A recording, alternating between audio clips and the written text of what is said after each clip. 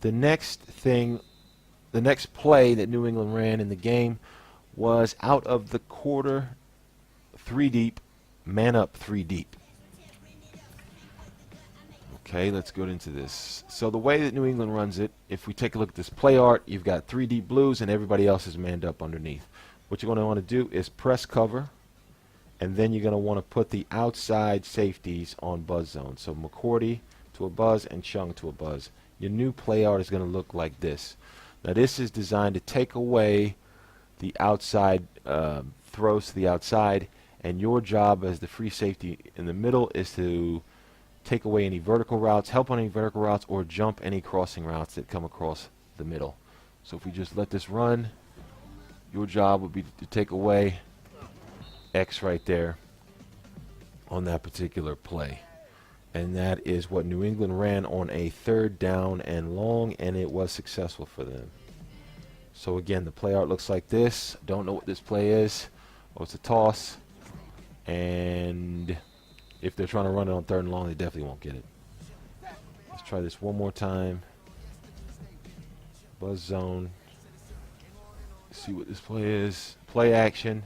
My job is to cover the middle, so I'm going to come with this route against Jordan Cameron, and hopefully you have everybody covered and your opponent ends up getting the sack. Now to round out this scheme, I've added a couple plays of you when you're playing people online. Is again, we start with that nickel normal cover 3 look. You can press it or you can leave them off coverage, it doesn't really matter. But the play is the nickel 3 D ends odd overload 3. So I'm going to audible to that. We're going to take a look at this play art. It's a fire zone blitz with 3 deep and 3 hook zones underneath. The defender you're going to want to use is this free safety right here.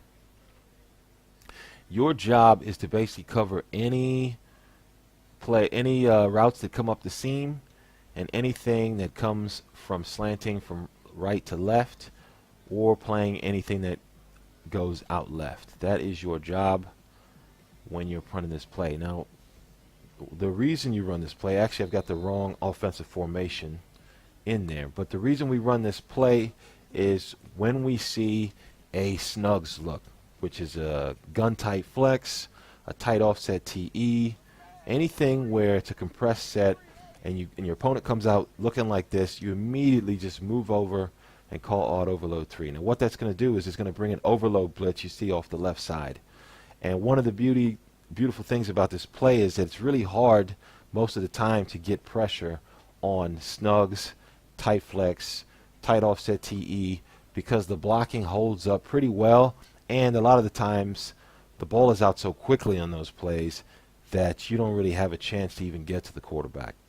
But this play ends up either B gapping or A gapping a lot of the time, and all you got to do is kind of take away this area of the field with your defender, because the middle of the field is going to be quite covered up with defenders, and it's not going to make his read super easy, which it usually is whenever you go man or something like that. So if I'm going to switch over to the offense right here and just call the play and see if the A gap comes in. And right there it gets picked up, and you see the pressure is pretty decent even though it got picked up. Let's keep running this back, and you're going to want to pass commit to even try to make that come in a little bit better.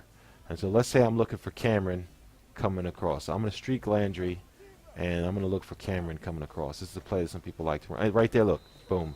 A-gap comes in. Now this play is beautiful for coming in and providing pressure on the Snugs looks. You can see right here, if I'm looking for Cameron, I'm going to run it and freeze it here. Unless I throw it right now, I'm going to get sacked. And that's basically what you're trying to do with this play. Is you're trying to take away the first read, especially if you know where your opponent's going. You can try to take away that first read and get to the quarterback. But it's a really good play to run to get to the quarterback. The next play we're going to look at is a play I've added in. Is if you come out on D and your opponent is in a 5 wide set. A lot of plays will struggle to defend 5 wide, especially a play like wide receiver screen. So let's just say you come out in your nickel cover 3 sky. You see that your opponent is in a 5 wide. Now as you can see here, you got Cameron here in the right slot, left slot. If this is verticals, it's very likely that both of those are going to get behind those, and your opponent's going to have an easy time throwing vertical routes up the seams and get big plays, potentially even touchdowns on you. So what you want to do when you see 5 wide is come over to the nickel 3-3-5, audible to that. It's a stock cover 4, but it does a really good job in a quick situation when you're like, okay, he's in 5 wide, bam, let me call this. You can call that, and it does a pretty decent job. Now, right here, we've got the 5. We've got the wide receiver screen, which is one of the top plays that people like to run. The other plays are the stick, and they like to run, and the other play is verticals. But you can see here against the wide receiver screen, if we run it, you see that if we look at the instant replay, okay, I snapped it too quick. Take a look at the instant replay.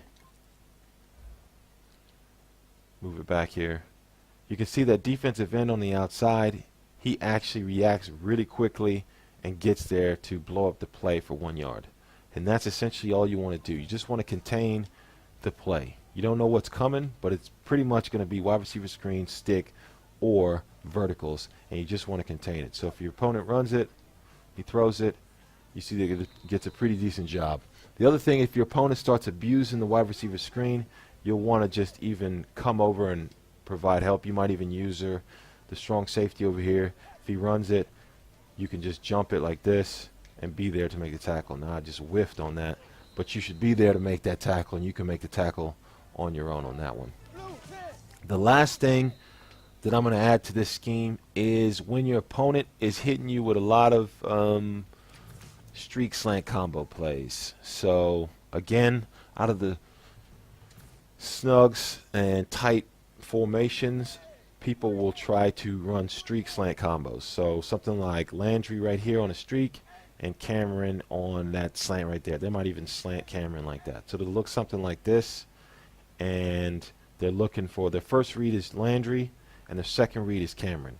So what you want to do is you want to come over to the nickel 3-3-5, 1 QB Cointain. So let's take a look at that play art. It's again a cover 1, but now it's out of the 3-3-5, and what you've got here is Ninkovich. You've got a containment, so if he tries to run out of the pocket, he's not going to be able to run, and you've got Ninkovich on the spy. But what you're going to do is use this defender right here and put him in a hook zone. And the reason you do that is because at the snap, if you were still in that QB spy, it would kind of like suck you down into the middle of the field right here. But what you want to do on the snap is you are going to be taking away, your job is to take away the slant. So wherever the slant is coming, if it's coming from the left to the right or the right to the left, your job is to take away that slant. So in this scenario, we've got Jarvis Landry streaking and Cameron on the slant. If you know your opponent is coming with the slant, the streak by Landry is covered up top by that deep safety and the man right here, which is Chung. So Chung has him, and he's going to be helping up top. McCourty's going to be helping up top. Your job is Ninkovich, because it's going to be difficult for this defender over here, which I think is Butler, cover Cameron. Let's see. Yeah, see, Cameron has to cover Butler, and if I let this run like this, covering that slant is pretty difficult. And he's always going to get a step on him right there. So you want to come over to that 1 QB Cointain, get onto Ninkovich, put him in a hook zone, and take away the slant. So we look at it. So if I run it, your job, you just basically stay with him right there. You stay with it and take that away. And maybe he goes somewhere else, but hopefully, again, you got help up top and you end up getting an interception. That's going to be it for this scheme. Get into the lab, try it out in practice mode and offline.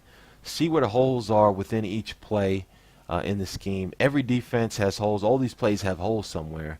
But if you already knows where your holes are, you're more aware if your opponent finds them, and if he tries to exploit them. So you can jump a route. If you know he's going here and he ran this play on your cover 3, you then go cover 1, and then you then jump the route. I'll leave you with one final note. Mix up these calls during the game. You don't want to stay too static, staying in that cover 3 all game. Mix it up. Call the cover 2. Call the 2 QB Cointain. Run the cover 1 when he's not expecting it, especially when you know where he's going with the ball. Run the cover 4 if he's trying to attack you deep, or it's a two-minute drill, and he's trying to go up the field really quickly, call the cover 4. There's a lot of different things you can do to confuse your opponent. If you'd like a more detailed description of this scheme, there'll be a write-up on my new website, getbetteratmadden.com. The link is in the description box below. Anti Madden's out. Peace.